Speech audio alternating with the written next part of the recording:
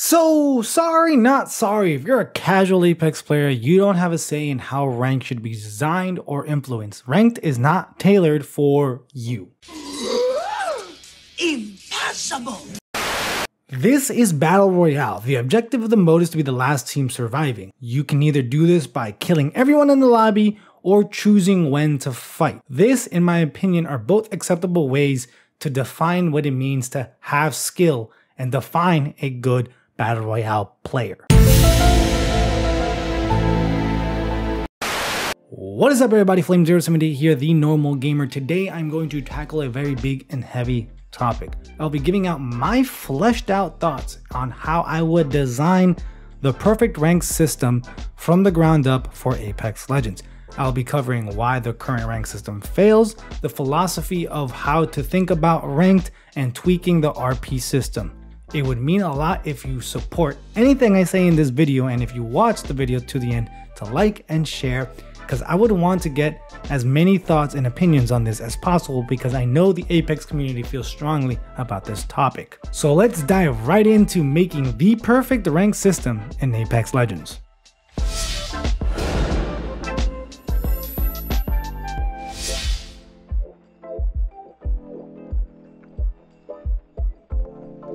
A ranked mode is a mode that should allow the player base to use that ranking system to distinguish good players from bad players, and by emphasizing the right skills needed to be acquired by players in order to be the best. So sorry, not sorry, if you are a casual Apex player, this mode is not tailored to you and you don't get a say in this whatsoever. That is the philosophy I believe rank should be designed for. It is truly a place where now you can see what it takes to be a good player. There shouldn't be this debate, oh, a good player is this, a good player is that. A ranked mode should kind of encompass everything needed. So if you're climbing that ladder that is defined in ranked, that means you are a good player. The current rank system just falls a little bit short to really being the foundation mark of like, yes, this is a good Apex player.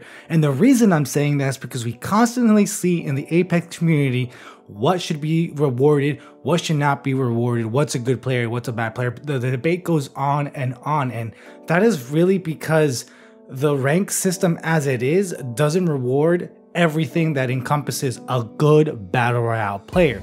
This mode is not easy, it shouldn't be really welcoming, it's a competitive skill ladder, and that's how it should be treated. It is great that a lot of people are playing it, but that is more indicative that Apex Legends doesn't have anything to grind for versus people really want to be competitive. But I'll save that for a different video. So to wrap up the philosophy and the design of who is ranked for, we know we want a skill ladder, we want it to be competitive. How do we change the mindset of what ranked is currently? The last thing I want to say is ranked should be a commitment at the highest of levels. I want to curb the toxic behavior that happens from hard stuck Diamond 4s and 10k Masters. So I'm a big advocate of tier demotion and decay. And the goal here is to ensure that the people queuing up at these higher tier lobbies understand that you're still consistently trying to prove yourself and improve as a player. We see toxic behavior happen for a couple of different reasons that I think are important to highlight. When it comes to kind of figuring out where everyone lands in the rank distribution charts, we see a lot of D4s and 10k Masters, which isn't necessarily bad, but it goes to show that a lot of people, once they reach that rank, a lot of them might be like, okay, cool, I'm done, I did what I wanted to do. And that isn't bad, and that's, I think, okay. But I think we need to be able to pull those players out of the distribution so we can actually see a good gauge of a skill between a Diamond 4, a Diamond 3, and Platinum 1, for example. That's why I think decay is important, because it forces players to continue playing and to really see where they're at. So that way at the end of the split you can be like, dang, I didn't really make it out of Diamond 3, I guess this is where I'm at, and this is kind of encompasses my skill at the time. Demotion helps also because we don't want to reward players for getting to these higher ranks and then still rewarding bad and stupid play. again, this is a representation of skill. You should be minimizing the mistakes you do and bad behavior at these higher ranks. And Diamond 4s and 10Ks, we know there are a plethora of people who don't belong there. So demotion needs to happen so they can get out of that rank. I believe lost forgiveness should still be a thing, but it should be like a threshold where a certain amount of games you get protected, and if you pass that, you get demoted. So with these two things in mind, I believe it would make ranked a much healthier game experience at those higher lobbies.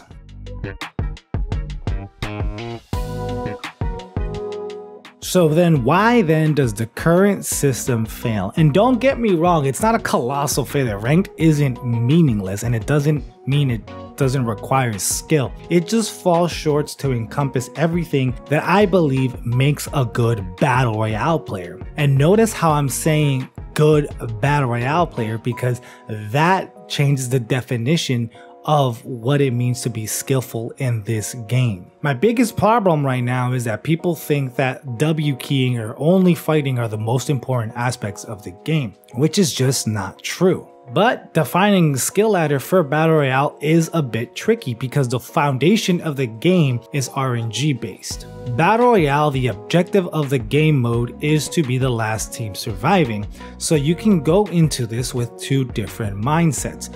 Kill everyone in the lobby, or wait it out, fight selectively, and play endgame.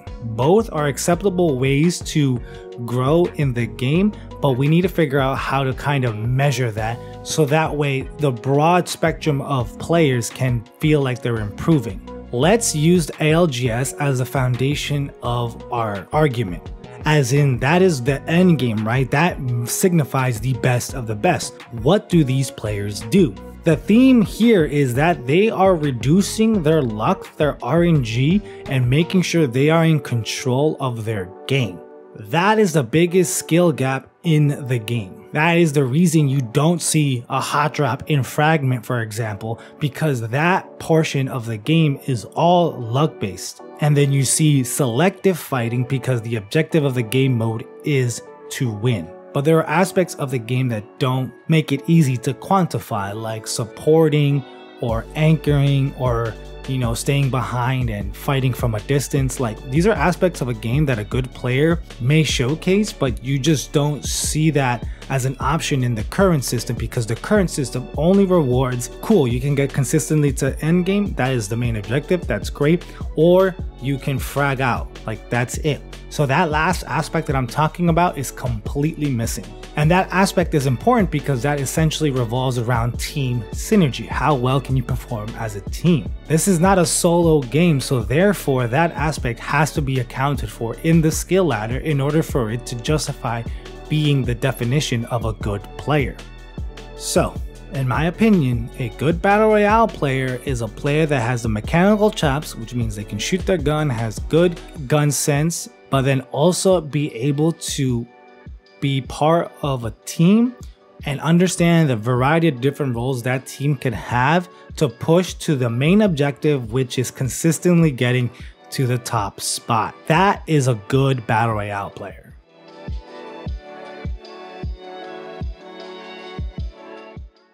So the philosophy of the kill assist point system in ranked as it is right now, I think it's perfectly fine. Yes, the math is convoluted, but this works really well. The entry fraggers get rewarded, so we don't have to change anything there. What we need to add is a way to reward players that have these team dynamics, if you will, in check and showcasing that, because that is more important than the mechanical skill of killing someone. So this is where team points always gets thrown around because Apex creators and pros kind of say that's what we need. But how do we quantify that? How do you gauge someone is supporting well enough or you did a good job of anchoring?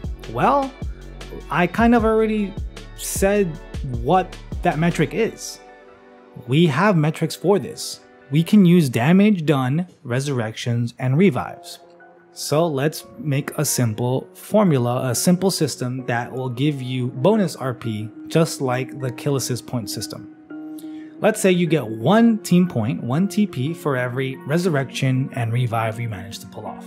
Again, this helps the survivability of your team. You're allowing your team to get to endgame because you're keeping your team alive, and that should be rewarded. This would obviously help legends like Lifeline be more viable and allow support style playstyles and players to get rewarded for actually doing their job and keeping their team alive, and rewards a variety of different playstyles.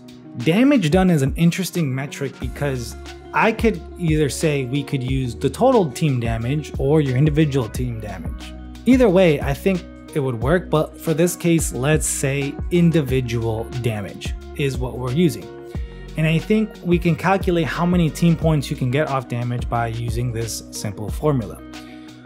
Within rings 1 and 2, let's divide your damage by 150, representing white shields, give or take the average health of a player in that level of early game. So let's say you do 300 damage, you get 2 team points because you died within the first 2 rings, and so that's what the math will give you out. But say you die within rings 3 and 4, let's change the math now to 175, as that represents blue shields, the average health of, at that point, what most players could have. And you round down, so that same example, instead of getting 2 team points, you would get 1. And then in final endgame, after ring 4, you would divide your damage by 200. This will again net you 1 team point, but you may be asking, why in the world do you get less points as you survive longer? The logic here is, as you survive, the average health of the players is going up. I don't want to double reward someone, and I also don't want to reward someone for only doing 300 damage and get 2 easy team points off just because they got to 3rd place. That's the point of placement RP. The objective is placement, and the team point system is to reward the non-fragger players. So now we have a new way to calculate more RP you can get that includes damage done, resurrection, and revives. I've neglected to kind of do a placement bonus similar to how KP is calculated.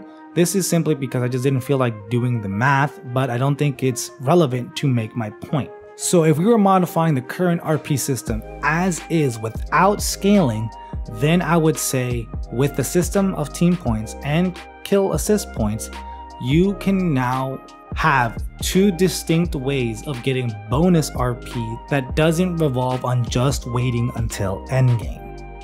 So we know right now the kill assist point system gives you 125 bonus RP. Let's just say, without knowing the bonus multipliers, that the team point system also gives you 125 RP bonus at the end of the match. Kill points and team points are not additive, meaning you're only going to get one or the other. This is because I'm not doing the math to scale the entirety of the rank scale to adjust for this new system. I'm just working with what we have now. So whatever you get more out of, either KP or Team P, that is the RP bonus you will receive at the end of the match. So in essence, 125 bonus RP is what you'll get on top of your placement.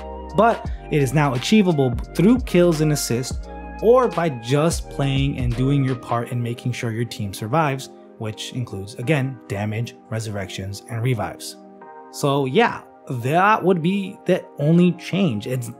It sounds like a lot, but it really isn't. Our RP system is almost there. And now it will reward fraggers, support players, anchor players, and it hopefully incentivizes players to not do stupid things like inting the wrong team or losing a power position just to finish a kill and then get screwed over because someone pushed you. That team synergy is being rewarded with the system I've now outlined, something the current system doesn't do. And that is it, ladies and gentlemen. Thank you guys so much for tuning in. If you're here this far in the video, I really do appreciate it. Thank you guys so much. Let me know your thoughts in the comment section down below. I'm eager to see what you guys think. Also, in the pinned comment, I'm going to leave out some details from this video because I didn't want to blow it up about certain other aspects that I did think about and flesh out. I just removed them from the video to try to keep this concise. Thank you guys again. Stay tuned for more Apex content from your normal gamer, Blame078. Until next time, have a great one. Adios.